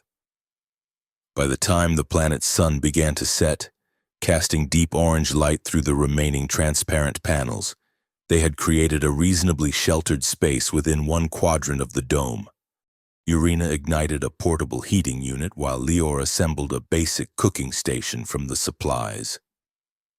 The simple meal they prepared, reconstituted protein and hydrated vegetable matter from the shuttle stores, tasted better than any station-produced food either could remember, perhaps seasoned by the knowledge that it was their first meal in freedom. As darkness enveloped the dome, the temperature dropped as Lior had predicted. They sat close to the heating unit, the soft glow from Urina's luminescent skin providing additional illumination. The silence between them was comfortable, filled with the small sounds of their new environment, the whisper of wind through sealed breaches, the occasional call of nocturnal creatures, the subtle creaking of the dome structure adjusting to temperature changes. "Do you regret it?" Urina asked finally, looking at Lior's profile illuminated by her own soft light. "Leaving everything behind?" He considered the question seriously before answering. I regret that it took me so long to recognize what needed to be done, that I spent years making small corrections to a fundamentally flawed system instead of rejecting it entirely. His gaze met hers. But no, I don't regret leaving. I don't regret coming with you. The simple honesty of his response touched something deep within Urena, a recognition of shared values that transcended their different origins and experiences. Without conscious thought, she reached out, her luminescent fingers brushing against his hand where it rested on the makeshift seating they had arranged. Lior turned his palm upward, accepting the contact, their fingers interlacing with cautious deliberation. The physical connection seemed to solidify something that had been forming between them since their first encounter, an understanding that went beyond words, a mutual recognition of worth and possibility. They sat that way for long minutes, hands joined, as the unfamiliar night sounds of Curse 4 surrounded them. No declarations were made, no promises offered. They had escaped together, would build something together, and would discover what that meant one day at a time. The first weeks on Curse 4 passed in a blur of constant physical labor and adaptation. Each day brought new challenges, repairing the dome's structure, establishing sustainable water collection systems, preparing soil beds for planting, learning the rhythms and dangers of their new environment. They discovered that local predators, six-legged creatures with keen senses of smell, were repelled by the natural luminescence of Urena's skin when fully activated, providing unexpected protection during nighttime foraging expeditions. They learned that the silver-blue trees surrounding their dome produced sap with mild antibiotic properties, useful for treating the inevitable cuts and abrasions that came with manual labor. The relationship between them evolved naturally through shared work and purpose. Physical proximity became comfortable, then necessary, then desired. Conversations extended into the night hours, moving from practical matters to deeper sharing of hopes, regrets, philosophical perspectives. Laughter emerged more frequently as the immediate pressures of survival eased, revealing compatible senses of humor beneath their serious exteriors. 1 month after their arrival, they received their first visitor, a weather-beaten man named Jorax who approached their dome with cautious curiosity. He introduced himself as a member of the nearest settlement, having noticed the shuttle's arrival and monitored their progress from a distance before deciding they weren't corporate reclamation forces. "We don't get many newcomers," he explained, accepting their offer of synthesized coffee with obvious appreciation. "Most who come here are running from something. We don't ask questions." "We're cultivating hydroponics," Lior said, indicating their progress with the equipment salvaged from the shuttle. "Once established, we'd be interested in trading for local knowledge, native seeds." Jorax nodded, understanding the underlying message.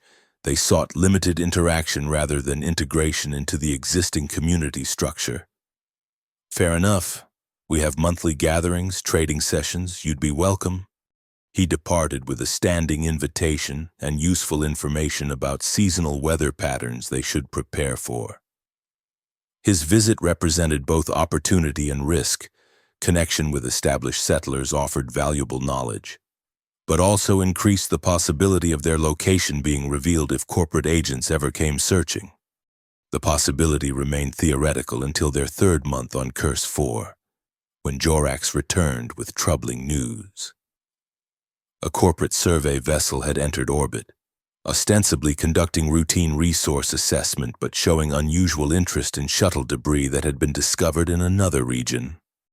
"They're asking questions about recent arrivals," he informed them, his weather-lined face grave.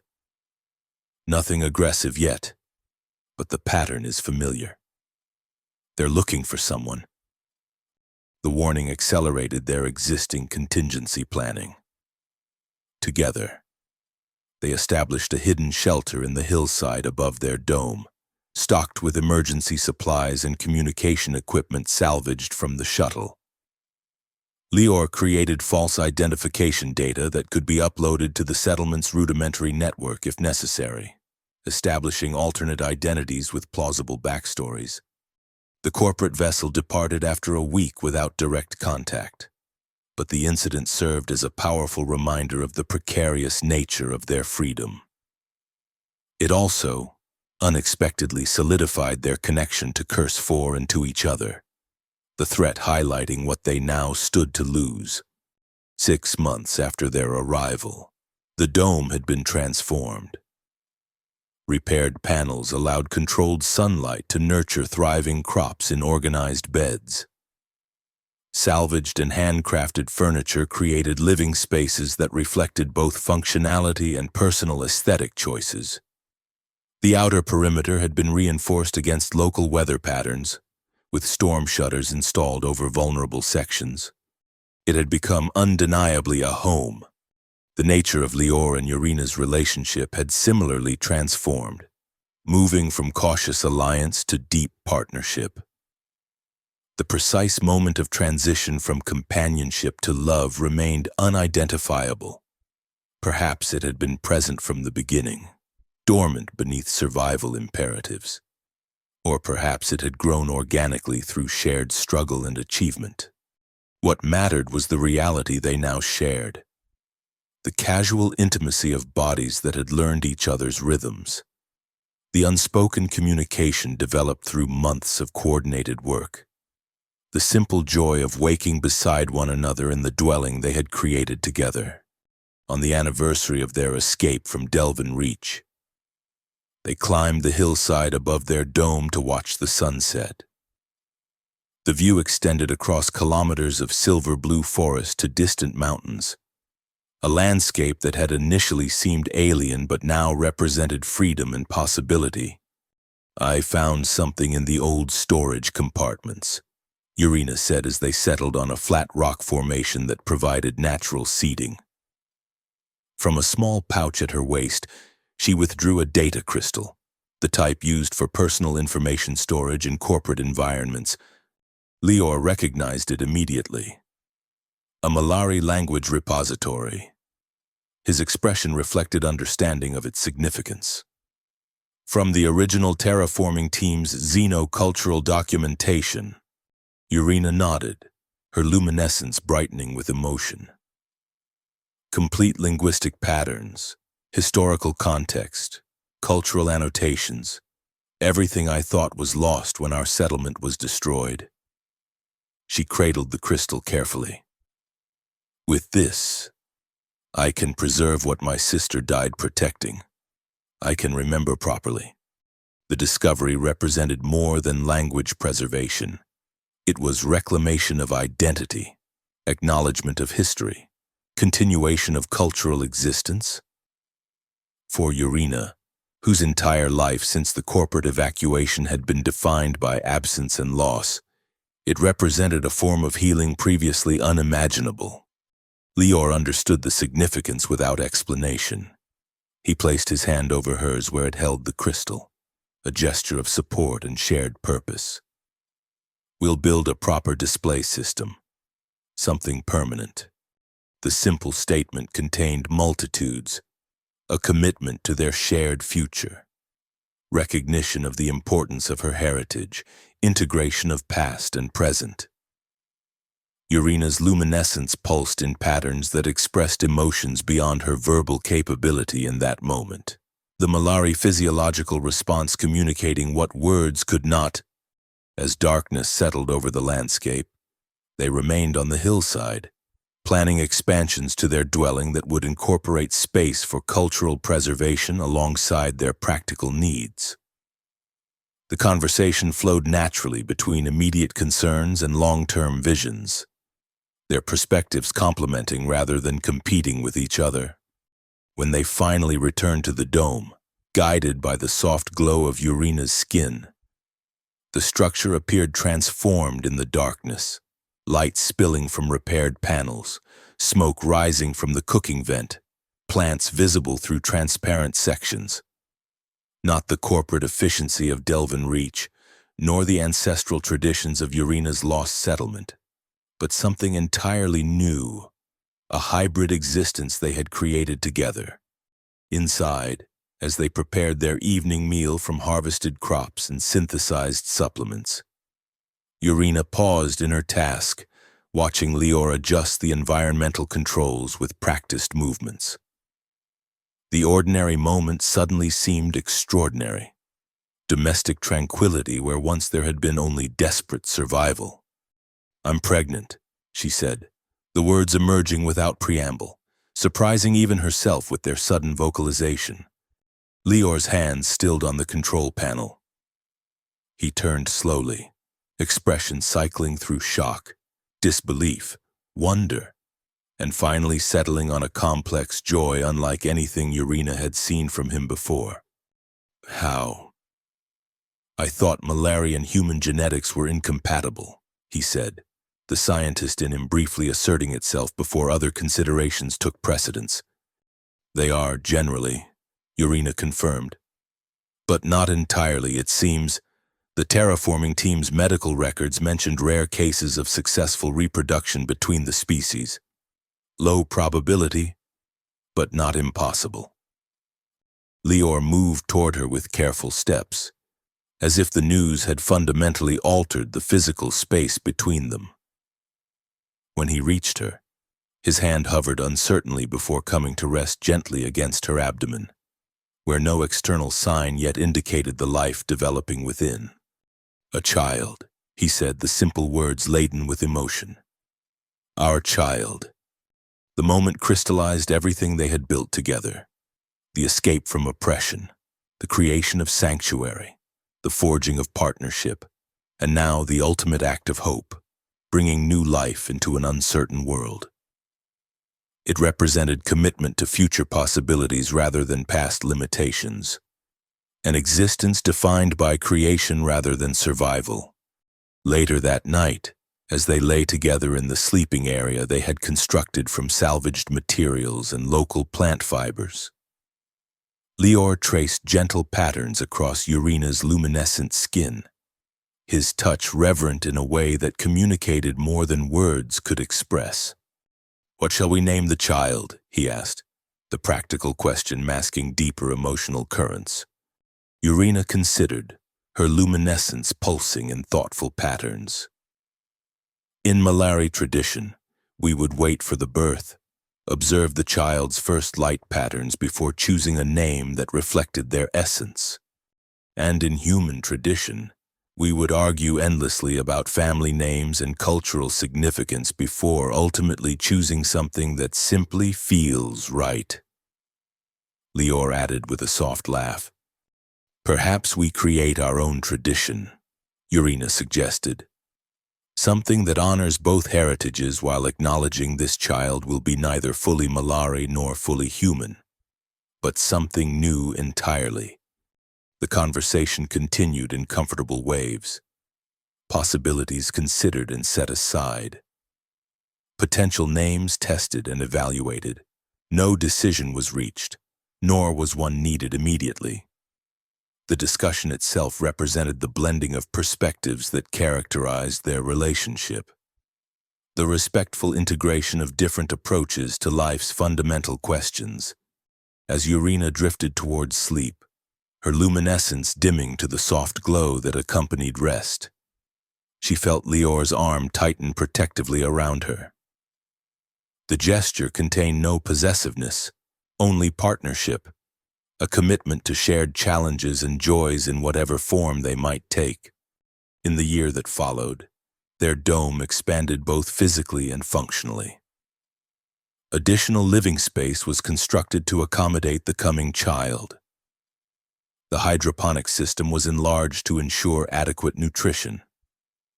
Security measures were enhanced while remaining unobtrusive, balancing safety concerns with quality of life considerations. Their connections with nearby settlements grew cautiously, limited exchanges expanding to include occasional shared meals and technical assistance with mutual challenges. The inhabitants of Curse 4 maintained their unspoken policy of respecting privacy and avoiding personal histories. But practical cooperation created community bonds regardless. As Urina's pregnancy progressed, they learned the unique challenges of malari-human gestation. The child developed more slowly than either species' norm, requiring careful monitoring and adaptation of expectations. Urina's natural luminescence intensified, particularly around her abdomen, as if the growing life within enhanced her biological processes.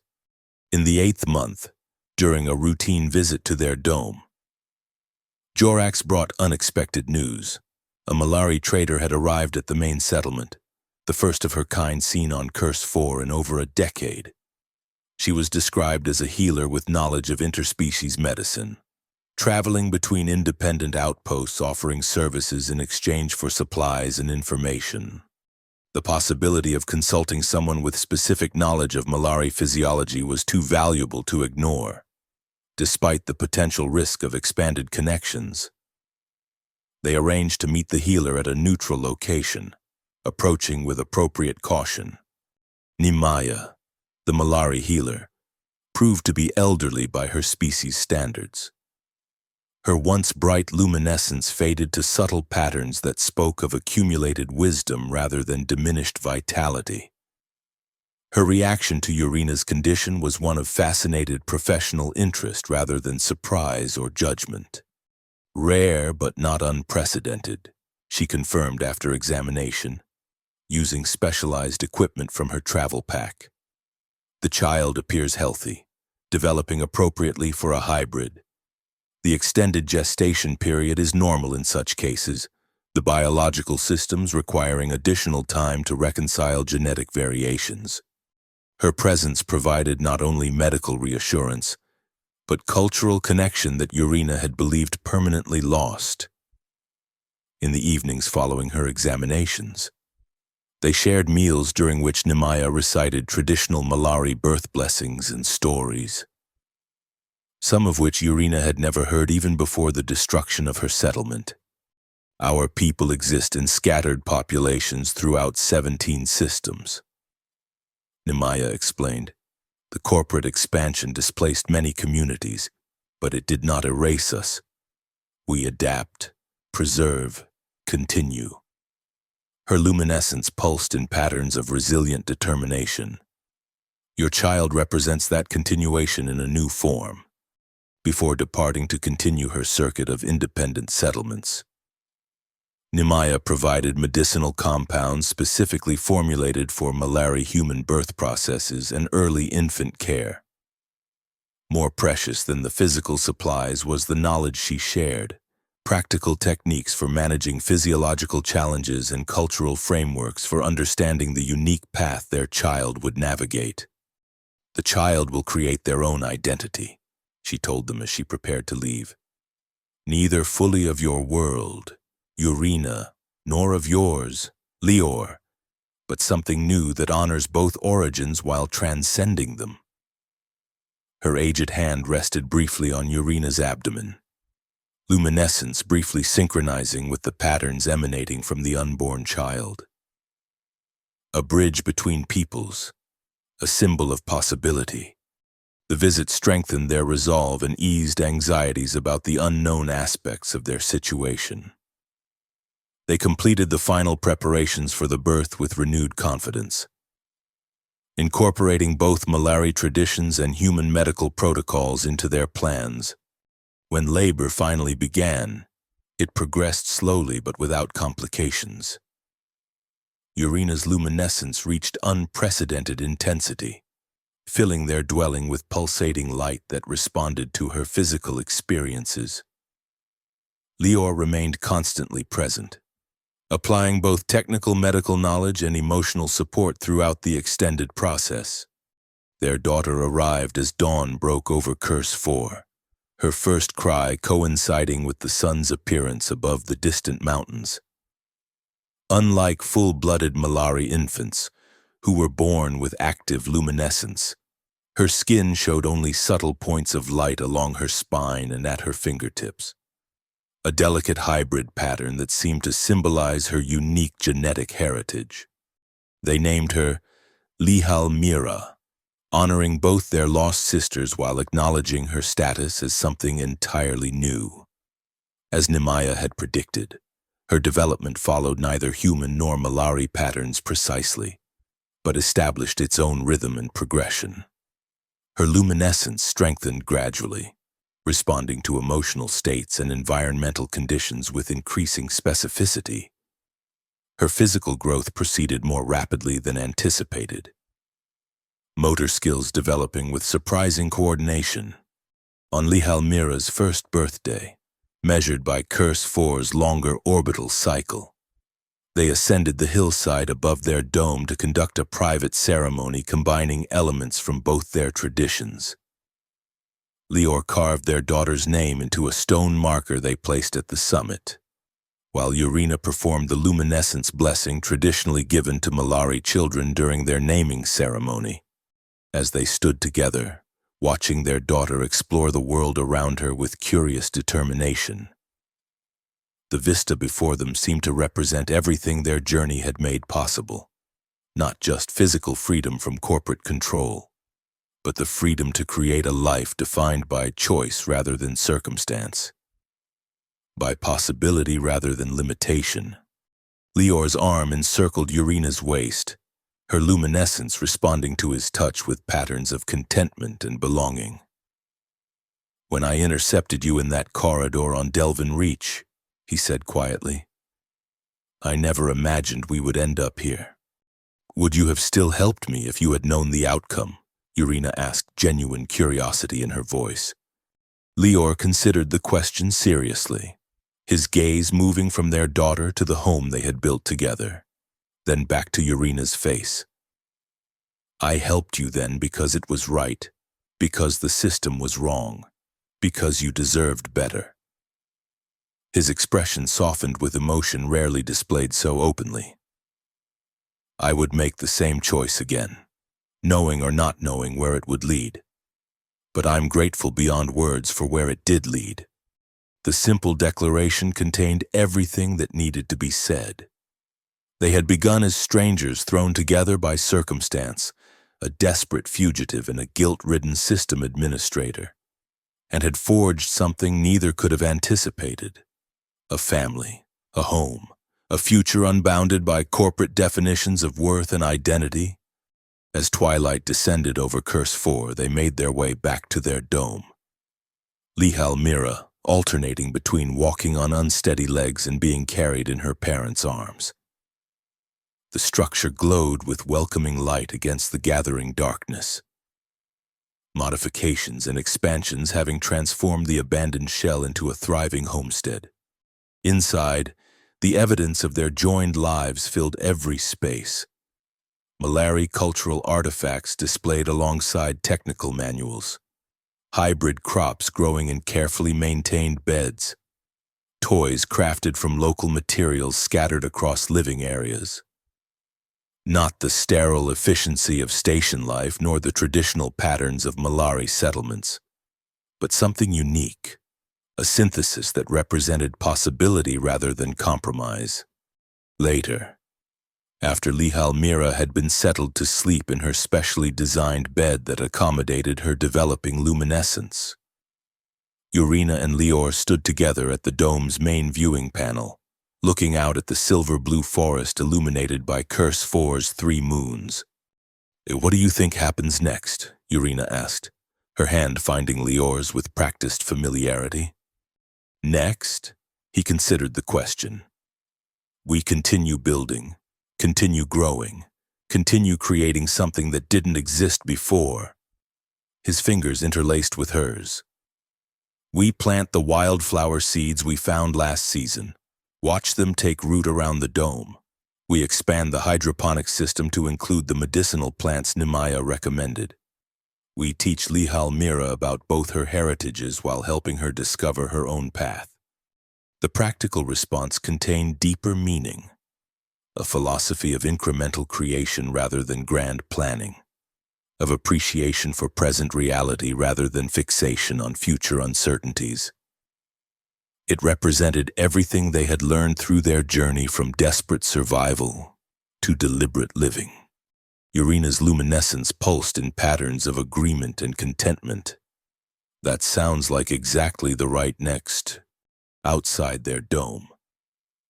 Curse 4's complex ecosystem continued its nighttime activities, creatures moving through underbrush, plants responding to moonlight, weather patterns shifting across distant plains.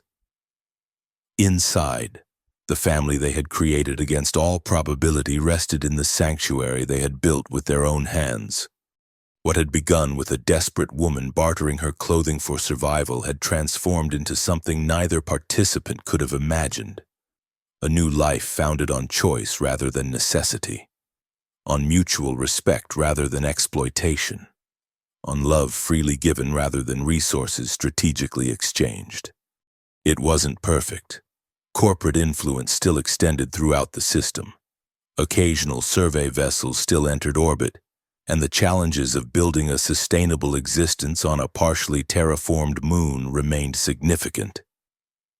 But within these imperfect circumstances, they had created something genuine, a space where dignity wasn't a luxury to be bartered away but the fundamental principle upon which their shared life was built. As night deepened around their home, Urina and Lior remained at the viewing panel, watching the moons trace their paths across the sky. Their joined hands a simple testament to the power of one human's choice to extend compassion when confronted with another's desperate need.